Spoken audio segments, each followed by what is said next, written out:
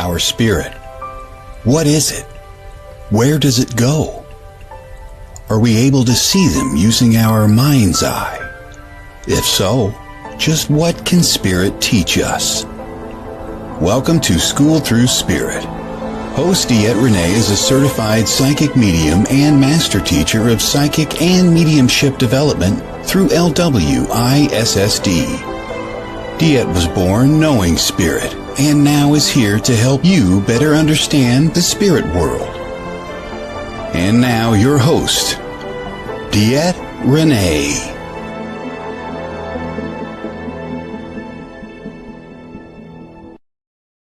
Hello, everybody. This is DeEtte here, School Through Spirit with the Edge Network, bringing to you just awareness every week to help us to evolve our lives, to understand, to heal, to kind of push forward. This week, we have our 5-card stud, which is the Mystic Sisters Oracle deck by Emily Balivet. And it is a, oh my God, U.S. Game System Publishing. I am super excited about these guys. Super, super excited.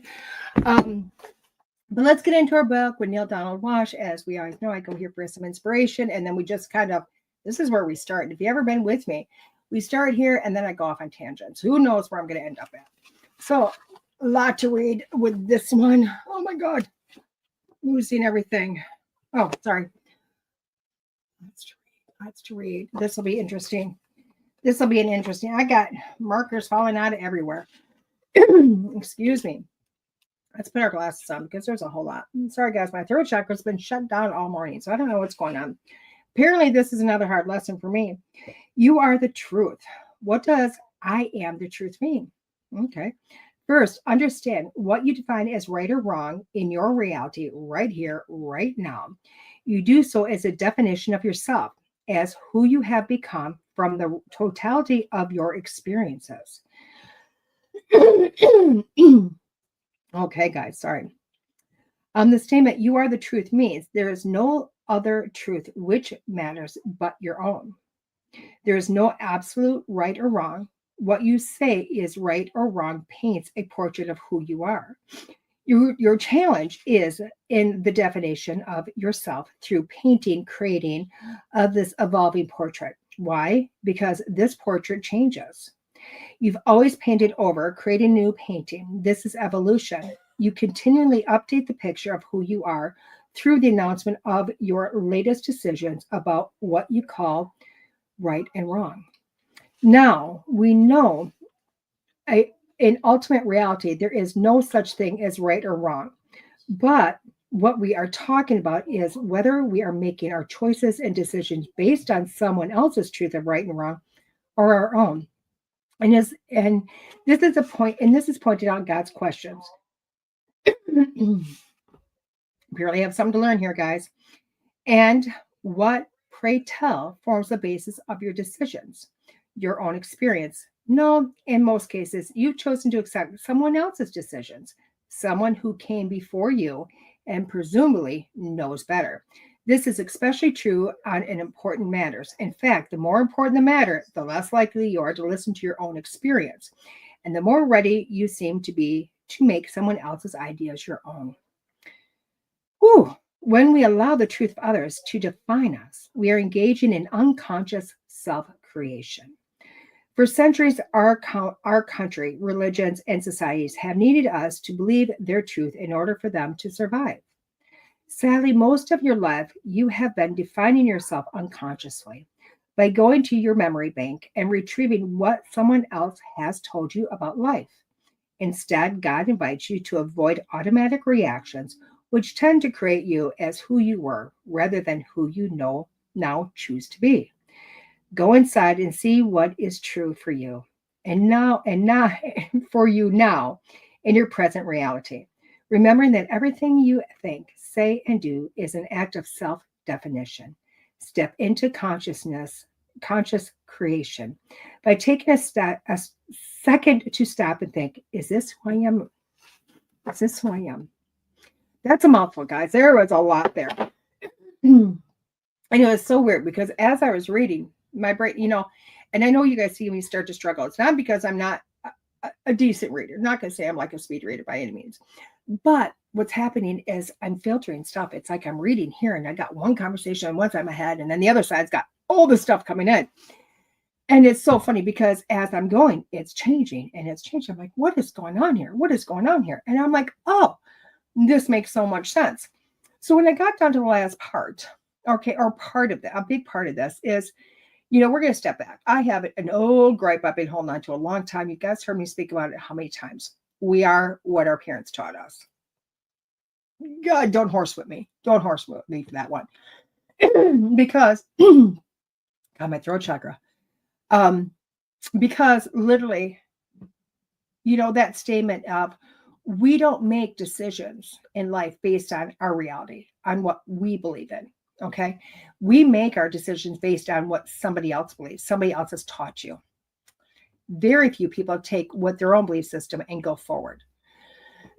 Now, Neil does an amazing thing here. I watched some of his show, and I don't know if you knew Neil had a show back in the day. I mean, it's really not that long ago, where he had people from the audience come up and sit in the hot chair, whatever you want to call it, and bring up, why are you here? What is your issue? And, it was really beautiful to watch it because, he would let them sit down. And I can remember one lady, I can't remember the exact situation. But something about, her son was pretty much a handful. He was teenage or older. Matter of fact, I think he was older because I believe he got schizophrenia or something. Not got it, but developed it. Okay.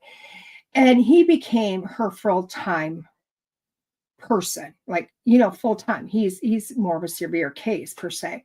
And she had a corporate job. They had a nice home. They had all this stuff. Okay. Now, through the course of his disease process, she ended up losing her job. They still had the same home, but really savings was really close to being done out. Okay.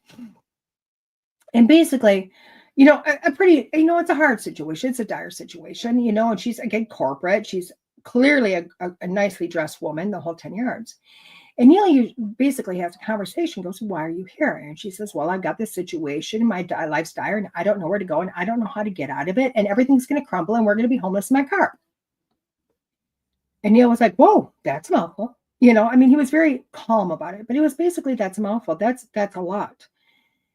And he looked at her and said, well, where'd you come to the reality of this? And she goes, well, because it's just plain as day. We all know that if you don't work, you don't get money. You don't have money. You can't pay for your house. You don't have your house. You're going to be homeless. She goes, it's common sense. I need to figure out a way out of this. And Neil basically looked at her and said, so you're going along with what everybody else has told you.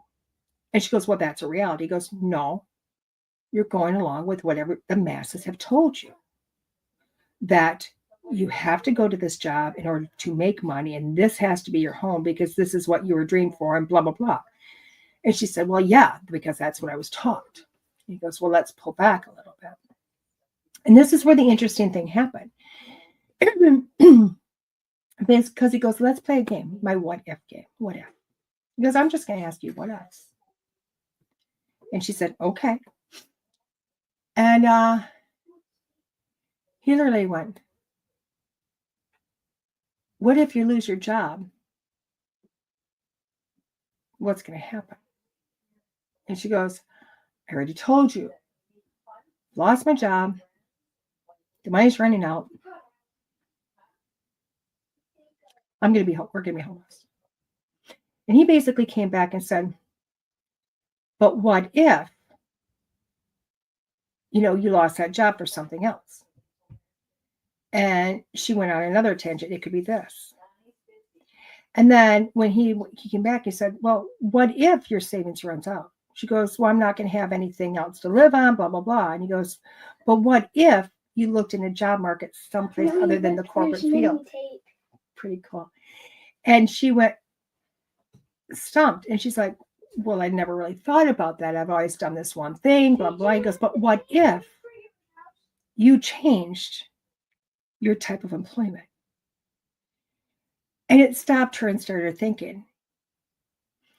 And he was like, are you trying to tell me that the only thing you can do is the one thing you were trained for? And she's like, no. And he goes, so what if you started to open this up a bit? And what if you lost your home? What would you do? And she listed off, well, I can't go with friends. I can't go with family because of the nature of my son. They're afraid of him, blah, blah. And he goes, but what if you weren't supposed to be in this place? What if the job you're going to get is a little less money, but it works around your son? And what if you ended up in lost this home, ended up in a different home that was much more manageable for you guys and a safer environment for him? And she really started, I mean, literally through the process. And of course, Neil's much better at this than me. And all the questions were just incredible. Dawson, I'm working, honey. You have a big, big glue gun. I do. So, and it was very eloquent how he did it. But if you get the gist of it, he was basically challenging her reality. Her reality was she was taught as a child to grow up and she had to have a corporate job. She had to go to college. She had to get this corporate job. She had to make 6 figures a year. She had to have this great house. She had to do all this. And she had all the list just down, like just went down the list. And Neil basically looked at her and said, but what if that wasn't your reality? What if we change your reality? And all of a sudden you could see her breaking down on the inside. And the breakdown was the breakdown of beliefs that she really wasn't holding on to anymore. She was desperately trying to live life by her old beliefs. Those old beliefs had her about to be homeless with her son. Homeless. Because she was believing in what somebody else was deciding for her. And we all do that quite often. We do. Why? Because, quite frankly, we have these amazing parents that feel that they have to put their morals and their objectives and their rules and their everything into your head so that you could be a person of upstanding in the community just like they are. Not much evolution there. Now, I'm not just in parents because I'm one myself. My children are parents. Okay? I have said this a million times. Yes, we want to teach right from wrong. You know, the basic rules. Don't hit somebody. Don't lie to somebody. Don't, abuse somebody. The basic rules. We want those followed because we don't want a bunch of hellions running around, But having a child think for themselves, teaching you, and it's not too late. It's not like I'm 54 and going, oh my God, I can't learn this because I learn it all the time. I actually learn this watching my children parent their children, and they're taking it one step farther than I did because I literally looked at my children and I said, use your darn brain. Think. That was my big thing in life. You need to have a thought process. You need to think. I don't want you to be 4 years old and just taking my word for it. I want you to think about the process. I want you to, if you're going to get into trouble, think it through. I used to tell my son that, hon, I love you. If you do something idiotic and put your butt in jail, if you stopped, you've thought about it, and you can explain to me the process, and knowing this was going to be the end result, I will hold your hand and I will walk into that jail with you. I will support you. But I need you to think. I don't want you to go on my rules. I don't want you to go on society rules. I want you to go on your set of rules. I want you to use your brain. Now, common sense says if he uses his brain, he's not going to end up in jail more than likely. Why? Because he's going to think things through. He's going to create his own rules, his own way of being, his own sense of communication, which is what he did. And myself at 54, I'm learning from my children because I taught my kids to think by telling them to think. I told them. I didn't teach them the process. That's the issue. That's where I screwed up. So I watched my children teach their children, my grandchildren, to work through the process. My grandson will start, having a ADHD flare-up moment where he's just getting very frustrated and very angry with something. And we'll go, whoa, hold on. Got some pretty big feelings going on there, huh, dude? Yeah, Yeah, let's talk about those feelings. Let's talk about the process going through your head. And we will do it step by step. You're angry. Yeah. You frustrated? Yeah. Really mad at that thing? Yeah. Okay, perfect. Why? It gets him to slow down. He starts thinking, well, it's not doing this. Well, what would happen if instead of getting mad at it, we work with it, see what is happening? And you start to see the anger and the bad decisions walk away. And you start to see the thought process happening. And he's coming at his own belief system. Now, it's not one of us looking at him and telling him this is no reason to be upset and just do as I say. Because really that's just strong-handing somebody. You're not getting anywhere when you're trying to fight somebody else's reality. You have to help somebody come to their own reality.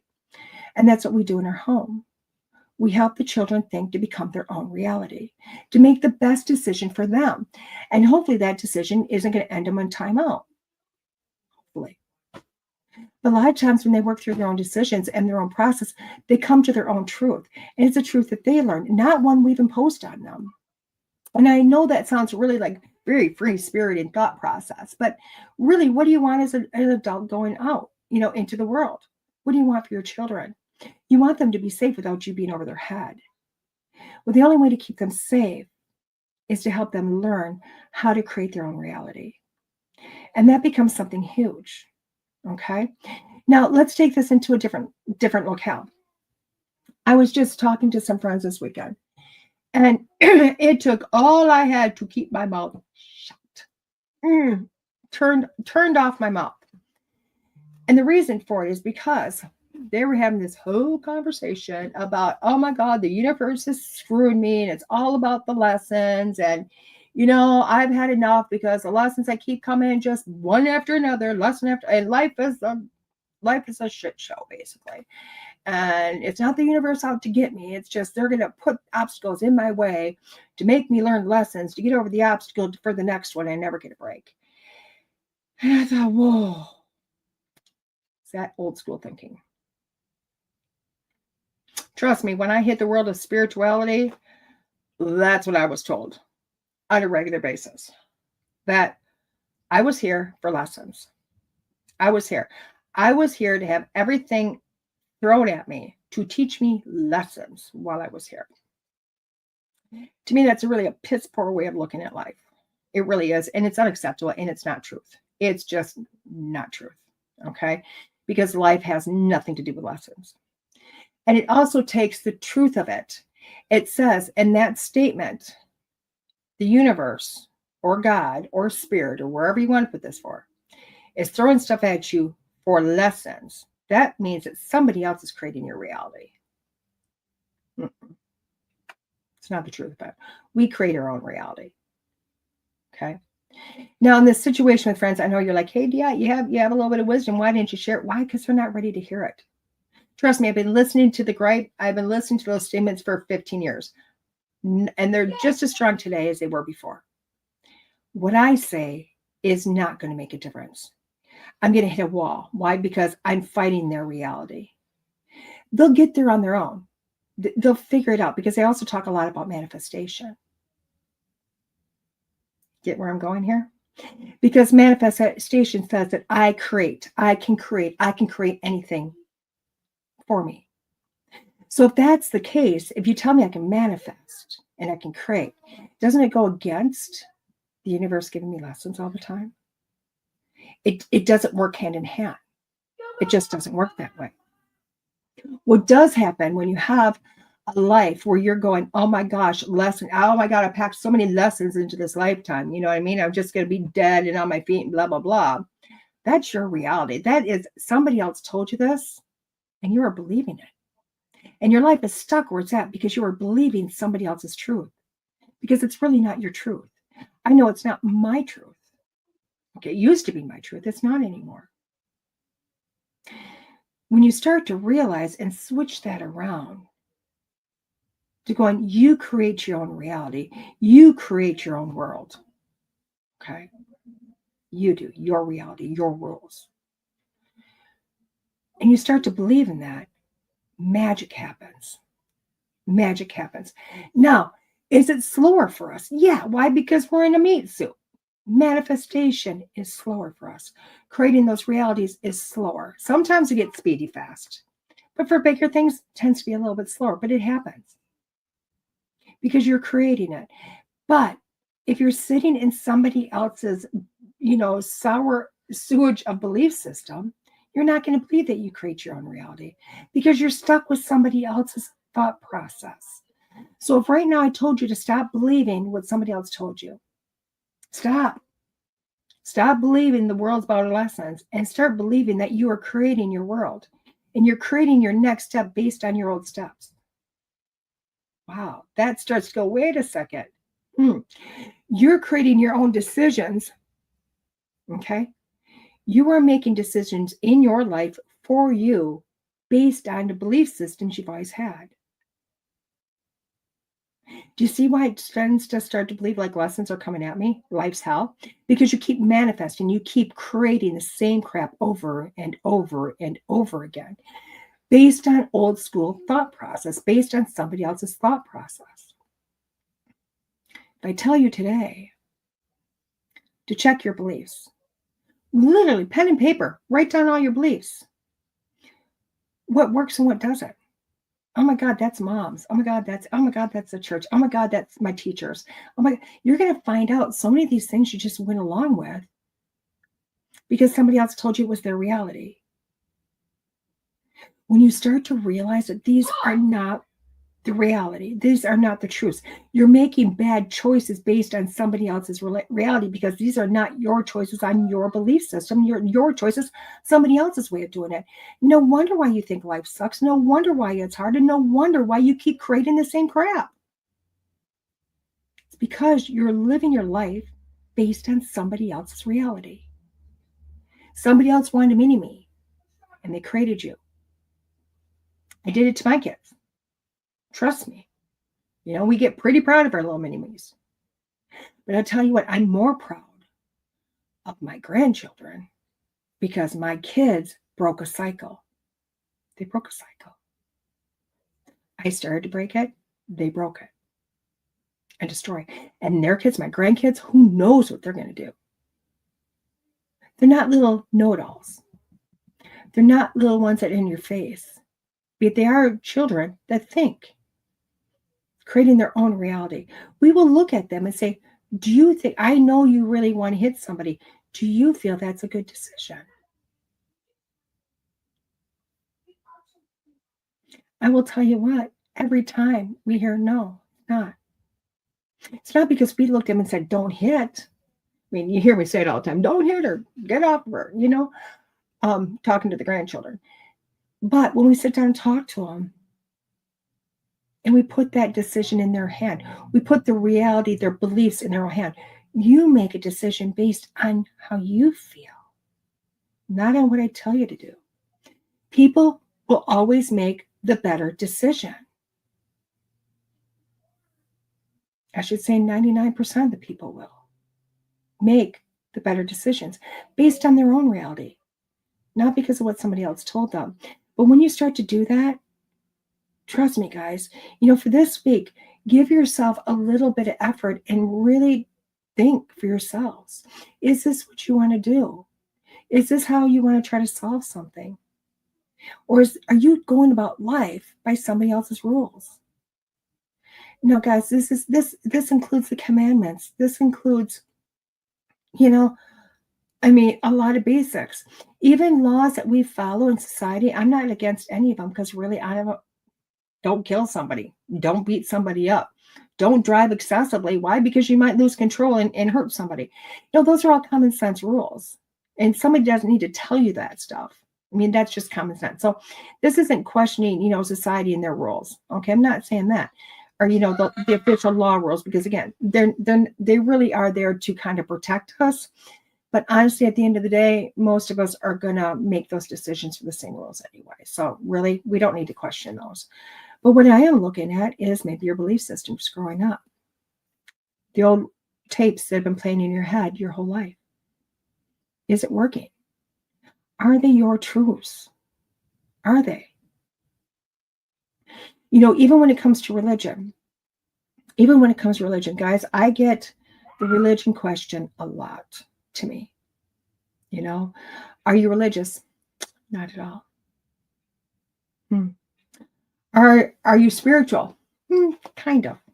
Kind of. I'm not gonna claim that one either, but kind of. But I am me. Okay, now why am I not in religion? I was raised with religion. I mean, I was raised in the local Lutheran church, beautiful big church, dream church for most people, red carpeting, the whole 10 yards. Very old, very large, very stone, beautiful. And I went to church all the time growing up, and I was confirmed. I was baptized. I mean, I got my children baptized. I never fought the church. I mean, I was at some churches where I went, what you're doing are wrong. And that's probably where I started to doubt the church, the religion. Because I can remember my first time going, what the heck is wrong here? I'd switched from one church to another church based on locale where I was living. And I was in my early teens. And they had a guy that came into the church, and he was talking all about how he died. He had a near-death experience, and he went to heaven, and all this stuff had happened. And I sat, and he had many conversations, group meetings over the week that were scheduled for this. And he was supposed to be at the pulpit and do a bunch on Sunday. And I was excited. And I went with my aunts and my uncle and my aunt, my cousins to church, and so excited to hear about this guy. And everybody was. He was a lot of hype. I remember listening to him and going, he's lying. He's lying. It's not the truth. I knew it was. I knew he was fabricating it. In my heart of heart, I knew he was lying. On one little thing he said that he died and God told him he had to go back. It wasn't his time. He had to go back. End of story. Very forceful. And I knew in my heart he was lying. It wasn't the truth. But it was all the adults around me's truth for a little girl to shut her mouth, not be heard, not allowed to speak my mind or my peace, because in their mind, I'm in a church setting and I don't know better. I am not to be heard. I'm not to have an opinion. I'm only to be told what to believe in. And since the adults believed in this guy, I was shut down. Now the funny thing happened here is a few days later, came through the church communion line from church to church to church to find out that this guy had been scamming a lot of churches. Found out he'd been lying. He never had a medical issue that put him in a near death, but he was selling a lot of snake oil. And I'm not going to say near death is snake oil because it's not. It's a real thing. And proof of life after death, a real thing. But this guy in particular was not. And literally our church kicked him out because they found out the truth. But not one adult looked at me, the one person that spotted the lies and said, holy cow, good job. Because their belief was a child couldn't do that. Their belief system, because the Bible told them I was to be not heard. So that was my first question within the church, going, oh my God, is religion for me? But I kept going. And I kept going until my children were born. When my own church kicked me out of the church because I had 2 children out of wedlock. I broke all of their rules when I did that. And they said that I was not allowed in my church or allowed in church anymore because I broke the big sins. And I thought that's really weird because you know what? These are children of God too. You're making a decision and trying to tell me that I am not going to be accepted by God based on your belief system. And I don't believe in that. And that was when I started to rebel. And that's when I started to really start to look into different things. What is my belief system? Where do I sit in it? It's taken me about 20 years. Well, no, 30 at this point. And I'm still learning, I'm still growing. Why? Because the reality of my belief system, but the reality of who I am is continuously changing. But I am realizing that with every shift I make it because I stop believing in something else that somebody tells me, and I start finding the truth for myself. My truth, my reality. And my life is going to forever change based on what my reality is, what my belief system is. I want you to do the same thing. Stop living your life on somebody else's belief system. Create your own. Trust you're always going to make the right decision for you. Life's going to be a lot easier. You're going to start to realize that you are creating life because you are constantly evolving. And life is going to stop sucking so much because you're going to stop looking at life as lessons that somebody else is creating for you, because you're going to start to realize, holy crap, I'm the one creating this crap coming at me. Maybe if I change the way I look at it and I stop doing it as my parents or somebody else tells me to do, maybe I'll have a better outcome. And you're going to find out you're going to. It's going to be amazing. And you're going to start creating the life that you've always wanted. So check your beliefs, check your own decision making, see if it's yours or see if it's somebody else. With that being said, guys, we're going to take a quick station break. And when we come back, we're going to have our 5 cards done. This is DeEtte here on School Through Spirit. See you in a few. Attention, curious practitioners in the realm of transformative experiences, holistic wellness, intuitive guidance, and metaphysical arts. Are you ready to expand your horizons and take your practice to new heights? Join the Edge Partner Directory, where your expertise can shine and your services can transform lives. We are dedicated to creating a community of practitioners who are as curious and passionate as you are about guiding others on their journeys of self-discovery, healing, and growth. As a member of the Edge Partner Directory, you will connect with a network of like-minded practitioners who share your curiosity and passion for exploring the depths of human potential, and showcase your unique offerings to a diverse audience of seekers actively looking for transformative experiences here, there, and everywhere. Embrace your curiosity and take the next step in your practice's journey to becoming an Edge Partner. Learn more at edgedirectory.net. Again, go to edgedirectory.net. Discover Strains of the Earth, your go-to destination for all things holistic. This family-owned dispensary in Jordan and Carver offers a curated collection of high-quality CBD products such as topicals, tinctures, and more. Their knowledgeable staff members can guide you with expert recommendations and responsible usage tips. Explore the selection at strainsoftheearth.com and enjoy convenient delivery right to your home. Strains of the Earth, saving the world with cannabis. Hey everybody, welcome back. This is DeEtte here, School Through Spirit on the Edge Network, coming to you with our 5-card stud this week.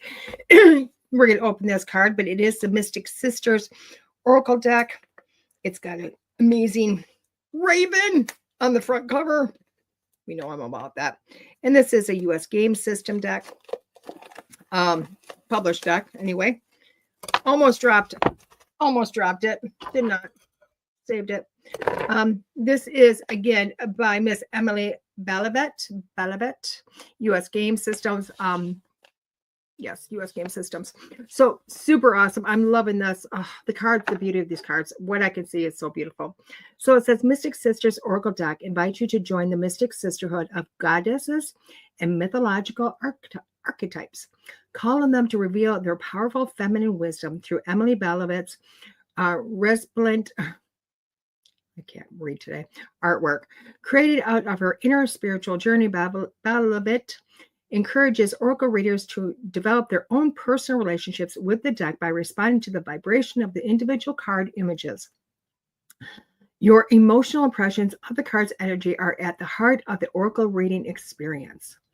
Walk within the Mystic Sisters, meditate with them, sing with them, accept their gifts. Set includes 51 cards and a 40-page booklet. Now, I like how she says that. I do. Don't like how we have to open the box. Hate boxes like that. I get it. It's old school. I don't like it. That's all. There's other ways to creatively do this. Small book. Very small book. I don't mind small book.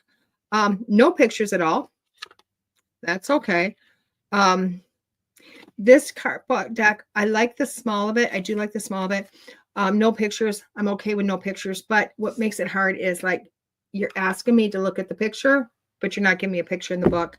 It's also going to be harder to, the book is going to be easier to use with the cards, but to put this in your pocket and go, it's going to be hard because when you flip it open, you got 4 different cards on there. So that becomes a little bit harsher, a little harder. I realize we're saving space. I get it. I love that. But if you're going to just use the book to do a reading, this book is going to make it very hard to do that. But that being said, does not mean it's a bad deck. Does not just means this is just my thought process. You use your own. Okay. You do you. So let's get this open. Let's get this open. The back of the cards are gorgeous too. Look at that. Lots of pictures. So let's look at some of these. Beautiful artwork. Beautiful. I do like this. I love the fact that she does got a lot of imagery in these cards. She does have a lot of imagery. I do think this is a deck that we're going to have to use the book on, because even though you can read a lot in the, like this one, pretty self-explanatory to me. I mean, a lot of them are. But I honestly think with somebody that doesn't know the deck or isn't really good at looking at pictures, using the book to see what her idea is, and then using that to kind of go a lot further. I do like the fact that she doesn't give a lot of write-up on each one of the cards in the book, because even if you're using the book, it's going to give you a way to really use your own intuition and where you're getting drawn to. Okay, so hopefully that makes sense, guys. So 5 cards, Todd. I'm going to pick 5 cards. We're going to read those cards individually. Okay. And then when I get done individually, I'm going to read them as a whole. Now, your job, pick 1 card, 2 cards, all the cards. I don't care. Wait until I get done. You can also have many different issues and put a number down by each one. You can have multiple different readings all in one 5-card stud. The idea of it is not only for you to get a reading, or at least a small amount of guidance, but also to see if you like the deck or not. Do you resonate with the deck? You know why? That's why we pick a different, that's the reason why I pick a different deck every week. That's why I highlight these things. Why? Because I want you to have a better idea of all the decks that are out there. So, and to date, I think since we started on the Edge Network, I'm over 100 decks. I'm over 100 decks in. I think that's rock style awesome. So, Thea.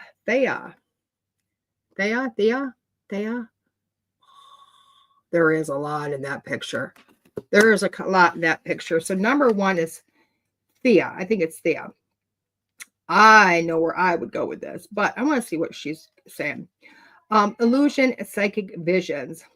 Goddess of sight and heavenly light. And this really is. And it's kind of where I was looking at, but I'm like, oh my God, because there's so many eyes looking back at me. You know what I mean? You have a lot going on in this picture. There's eyes looking back at me. Kind of looked like the third eye. It really hit me in the throat chakra when I looked at this, which to me, the throat chakra is all about your inner truth. And really where the guidance for me comes through is through here first. Okay. For you, you got to figure this out. But card number 1 is really about you going inwards. What are you getting hits on?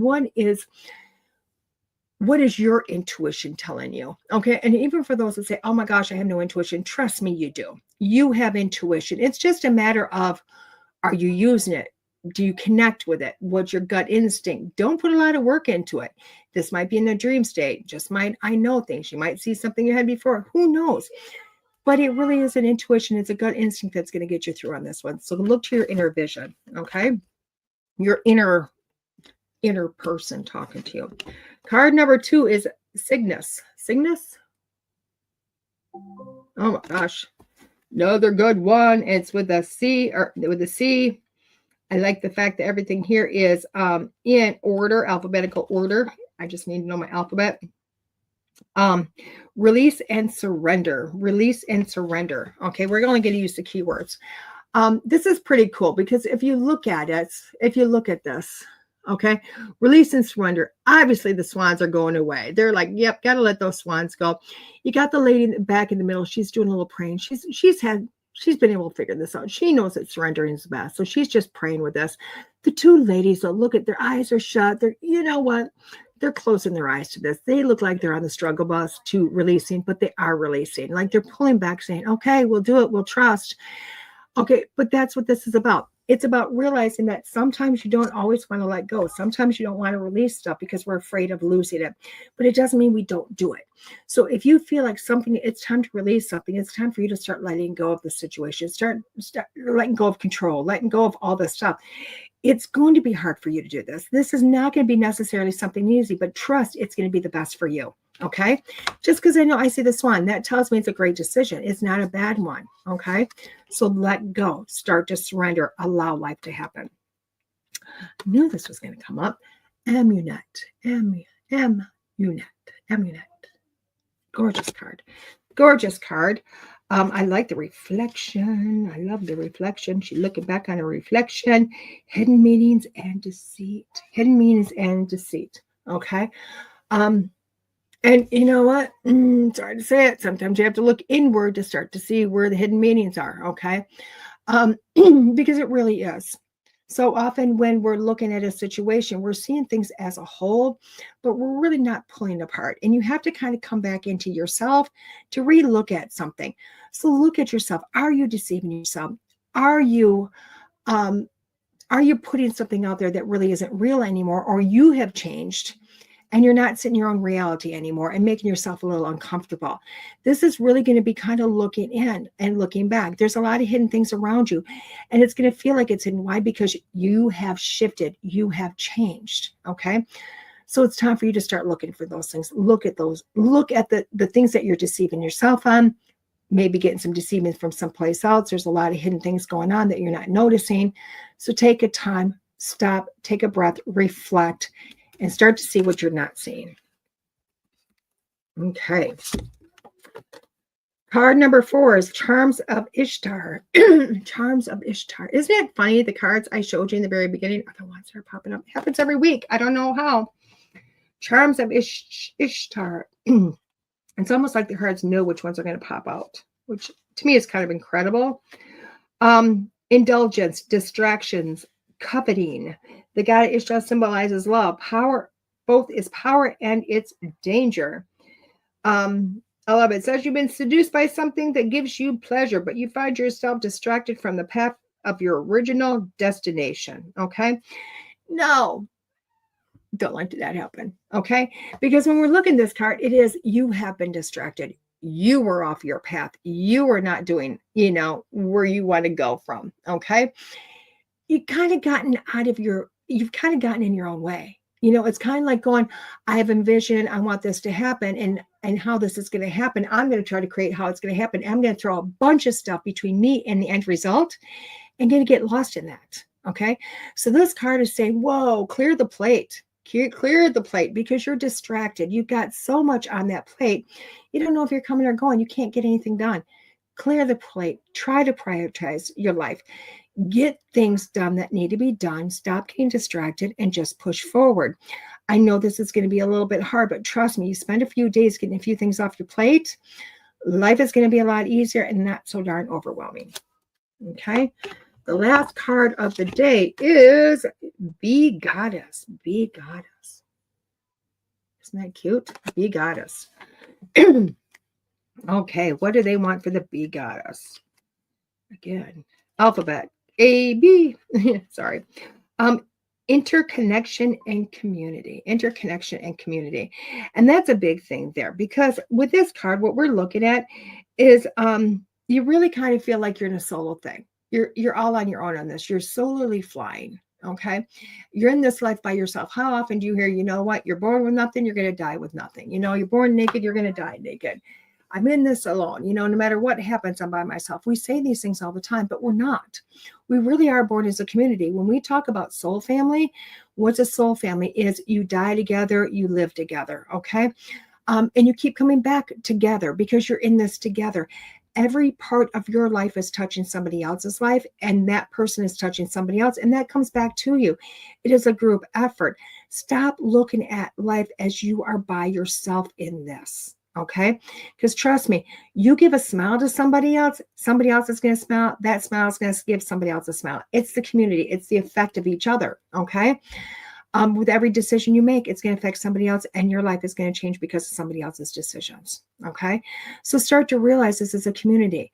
You're not by yourself. Reach out for that assistance. Reach out for wherever you need it. It doesn't have to be anything major. Somebody else can shift a little bit and your life is going to be a little easier. You shift a little bit, make somebody else easier, but realize it's a community. And that's how a community gets so much done. So card number 1 was Thea. Card number 2 is Cygnus. Card number 3 is Amulet. Amunet. Card number 4 is Ishtar, and card number 5 is Be Goodness, or Goddess, sorry. So a lot of these cards, what they are saying to me is that, you know what, you really wanted to go forward. You really wanted to go forward with a lot of things in life. You feel stuck, but you've been really kind of hitting the problem by yourself. Okay.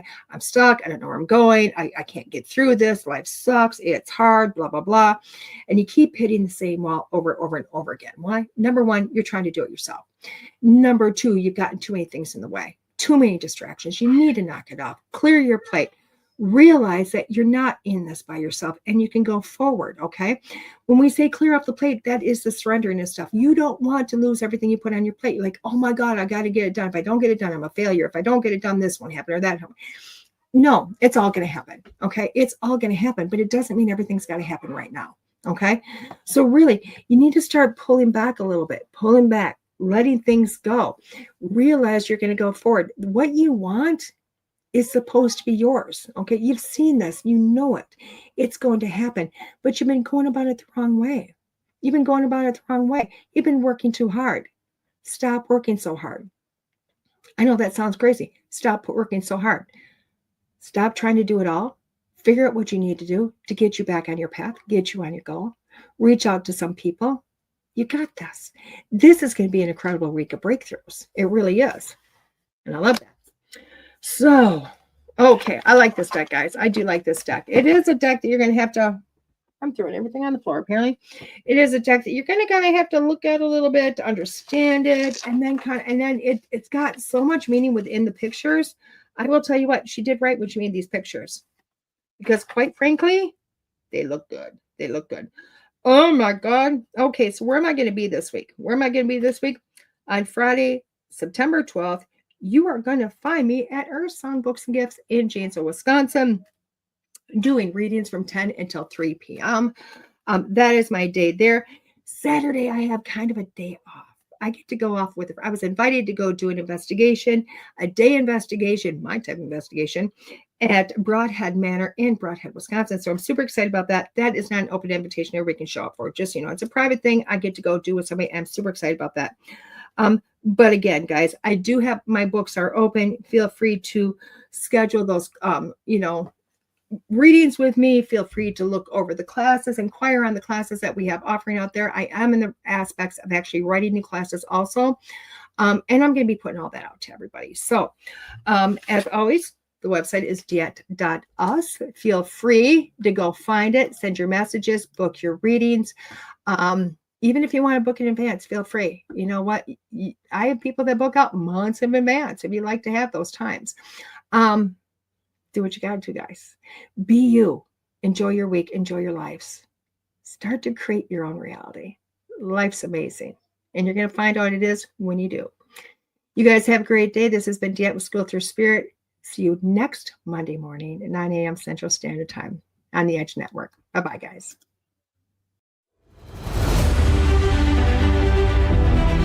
There are psychic mediums, but there is nothing like DeEtte. Let's face it, we all struggle time and again. But if you seek the clarity you deserve, then you need to seek DeEtte. As a master teacher, DeEtte studied under international psychic medium Lisa Williams. Together, they not only help DeEtte better tap into spirit, but also build a long-lasting relationship.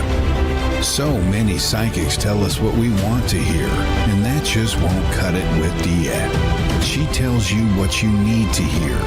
No sugarcoating here. To book a reading with DeEtte is simple. Just visit her website, DeEtte.us. That's DeEtte.us. And follow the Yellow Brick Road to connect with DeEtte. Don't just sit there and ponder those questions. Ask them and let DeEtte guide you every step of the way. You need insight now, and DeEtte can help. Just visit DeEtte.us. That's DeEtte.us.